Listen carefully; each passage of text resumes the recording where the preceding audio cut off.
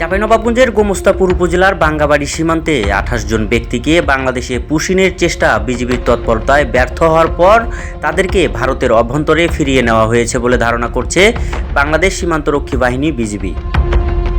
BGB সূত্রে জানা যায়, গত ৩ জুন দিবাগত রাতে বাঙ্গাবাড়ি বিওপির দায়িত্বপূর্ণ এলাকায় ভারতের ১২ বিএসএফ ব্যাটালিয়নের সদস্যরা ২৮ জন ব্যক্তিকে বাংলাদেশে পুশিনের চেষ্টা করে। তবে বিজিবির তাৎক্ষণিক অবস্থানের কারণে সেই চেষ্টা সফল হয়নি। ঘটনার পর উক্ত ব্যক্তিরা ভারতের অভ্যন্তরে আন্তর্জাতিক সীমানার শূন্যরেখা থেকে প্রায় ৫০ গজ দূরে অবস্থান করছিল।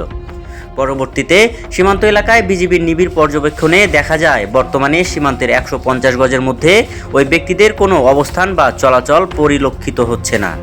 বিজিবির ধারণা, রাতে কোনো এক সময় বিএসএফ ওই ২৮ জন ব্যক্তিকে ভারতের অভ্যন্তরে ফিরিয়ে নিয়ে গেছে।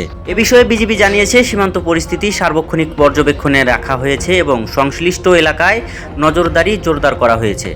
যে কোনো ধরনের অনাকাঙ্ক্ষিত পরিস্থিতি মোকাবিলায় বিজিবি সতর্ক অবস্থানে রয়েছে।